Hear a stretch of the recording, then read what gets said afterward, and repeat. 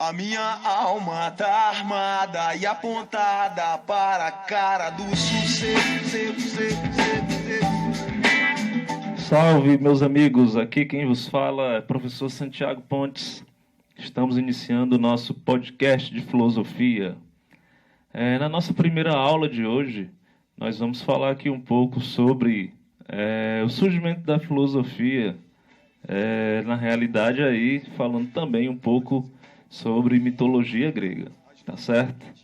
É muito importante que a gente compreenda que a filosofia ela vai ter a sua origem lá na Grécia Antiga, aproximadamente no século X a.C., foi quando começaram a aparecer os primeiros filósofos, uma ilhazinha da Jônia, que hoje se localiza na Ásia.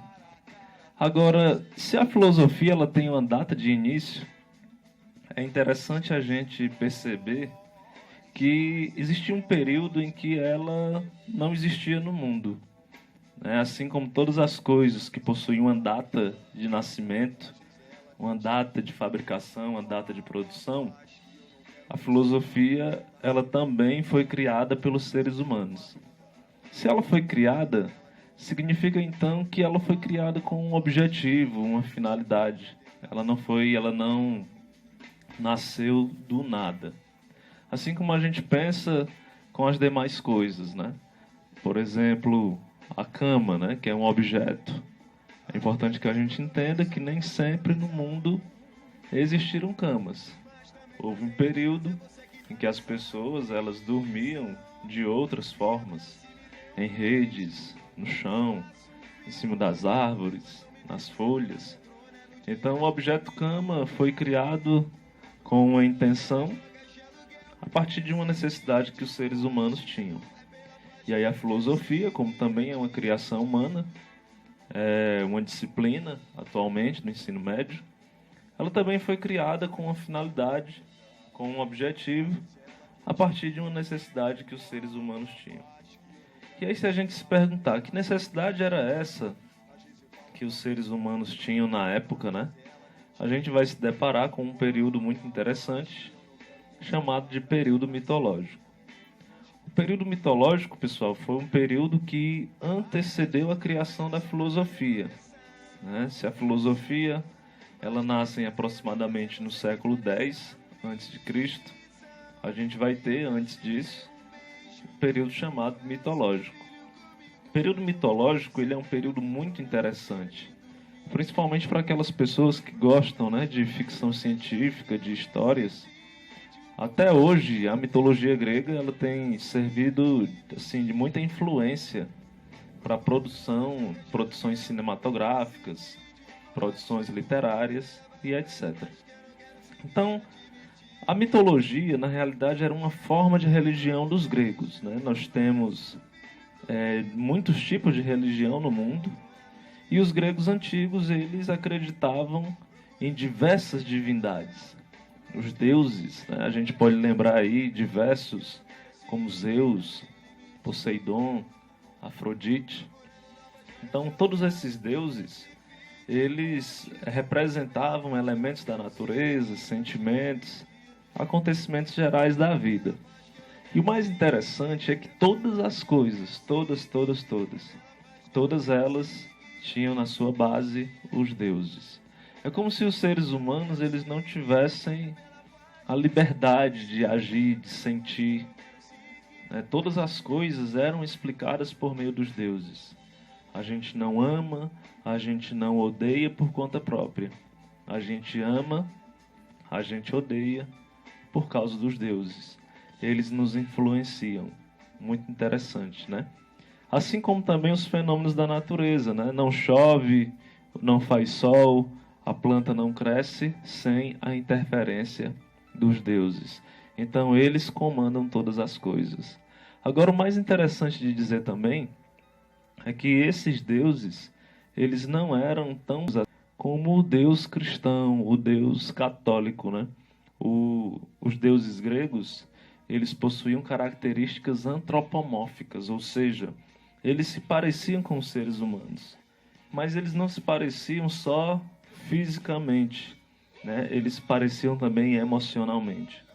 Então a gente pode dizer que assim como os humanos cometem falhas, xingam, se vingam, os deuses também faziam todas essas coisas. Talvez seja exatamente isso que faz com que a mitologia seja tão interessante e seja recheada de histórias que nos encantam a cada dia. Agora, pessoal, na Grécia, na época do período mitológico, não se tinha ainda uma escrita muito bem desenvolvida. Então as histórias sobre os deuses, elas foram repassadas de geração para geração de maneira oral. As pessoas, elas se reuniam nas calçadas, nas praças e repassavam as histórias de maneira oral através da fala. Agora coube a dois poetas da época, Homero e Hesíodo, reunirem as principais histórias acerca dos deuses, e não só dos deuses, né? A gente sabe que na Grécia Antiga existiam outros personagens, como os heróis, que eram semideuses, né? Eram filhos de deuses com mortais.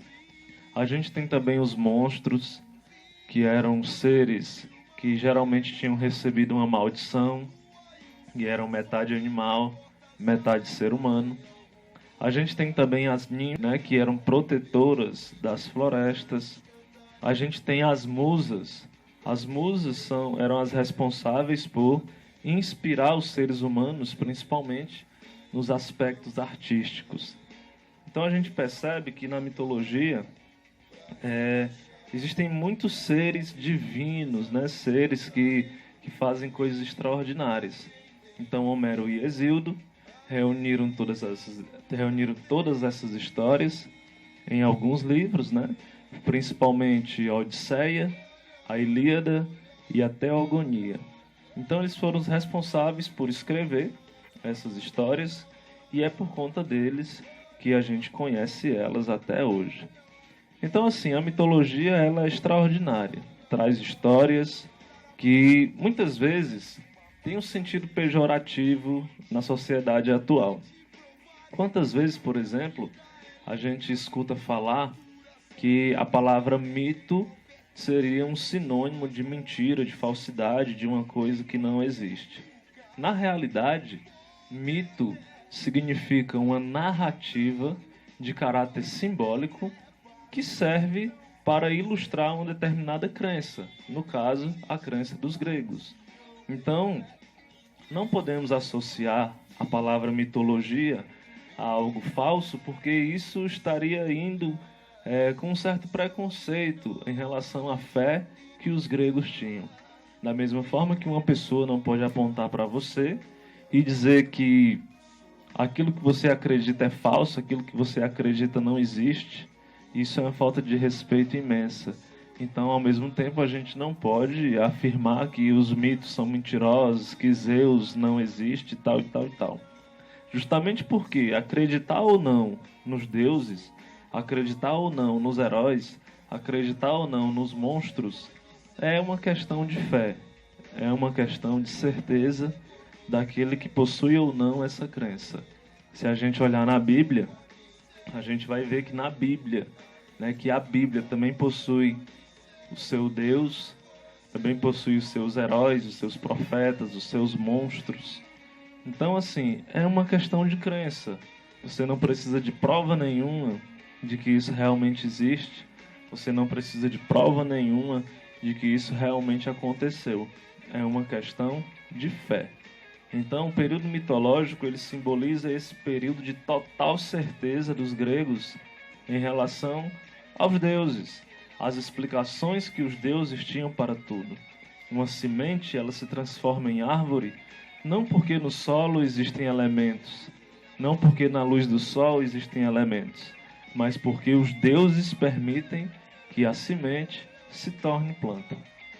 Então, nesse sentido, pessoal, a gente vai ter uma submissão total da população grega em relação aos deuses, ao ponto de fazer oferendas, de construir templos, né? Oferendas essas que iam desde o sacrifício de um animal até às vezes um sacrifício humano, como a gente encontra na Odisseia, né? Quando o rei Agamenon ele teve que sacrificar sua própria filha para que a deusa acalmasse os mares e eles pudessem fazer o ataque à cidade. Então, a gente percebe que existia uma submissão muito grande. Mas, repito, não é uma questão de prova, não é uma questão científica. Mitologia não é ciência, mitologia não é filosofia. Mitologia era uma forma religiosa de enxergar a vida, atribuindo aos deuses a explicação para todas as coisas. Então, na próxima aula, a gente vai conferir de que forma filosofia e mitologia são duas coisas diferentes. Um abraço e até a próxima.